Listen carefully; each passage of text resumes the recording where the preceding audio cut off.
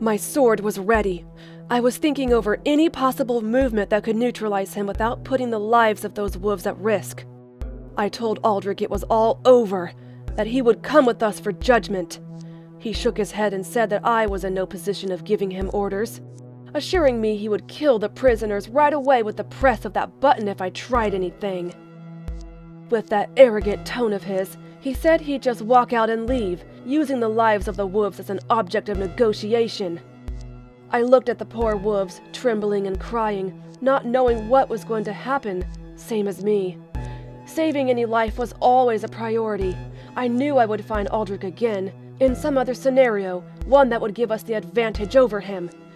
But that wasn't this one, for sure. I kept pointing my sword at him, taking careful steps around the prisoners, while looking into his eyes. He moved with the same caution until standing right before the open door.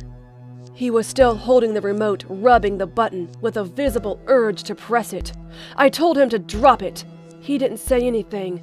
Then I told him the same thing again, louder and angrier this time. Aldrich chuckled briefly, then he winked at me and said we'd see each other again. Then he pressed the button and ran away from the place. I yelled with rage, impotence, and horror while seeing the wolves being electrocuted to death. After hearing their agonizing screams and seeing them die, I fell onto my knees, not being able to contain the ire and the sadness that I felt in my heart. I looked into their lifeless eyes with tears running down my face. I bowed my head and started to cry.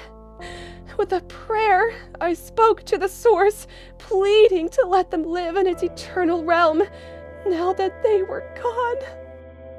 I cried for a while, then my comm started to buzz. Tails told me that they had freed all the prisoners, asking me how my part went.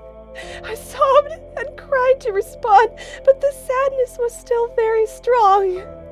He asked me if I was okay. I made an effort and replied, telling him to leave, along with Nicole and the prisoners, that I would meet with them later. He insisted and asked me if things had gone well. I yelled at him, telling him to go, that the mission was over. I turned off my comm and kept crying, covering my face with shame and guilt for not being enough to save their lives. We had taken Aldrich and his people out of Lupe's home, but it still felt like a defeat to me. I got to my feet while glaring at the corpses of the wolves, knowing I couldn't just leave them there. They deserved a worthy burial, as the source dictated. But before that, I searched for intel in the room, looking between rusty tools, old devices, and more trash like that. I found a small storage unit, labeled with the name of the organization. I was sure it contained useful information for our cause, so I kept it in my vest. I untied the wolves and took them outside, one by one. Tails and Nicole hadn't followed my command, which was a good thing, as they helped me dig the holes for the bodies, along with the rescued prisoners. After the heartfelt goodbyes and some prayers, we buried the fallen wolves and left. The organic wolves helped carry the robots that Nicole had put in standby. It was a silent walk towards the ship. We all got in, then Nicole set the course to Knothole. I locked myself in my quarters and laid on my bed. Then I started crying again, remembering the death of those wolves. I had their suffering voices echoing in my head. I wished Sonic were there with me to ease the pain I was feeling, with a simple hug of comfort, a word of encouragement, his empathy and support, anything.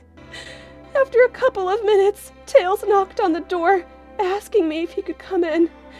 I stood up and then opened the door, hugging him as soon as I saw him standing there, crying on his shoulder. He hugged me back and told me that those things happen sometimes, that we did all we could to save everyone, but that sometimes it just wasn't possible. I didn't say a word. I just kept letting out all of my sadness, embracing my nephew with tears running down my face non-stop.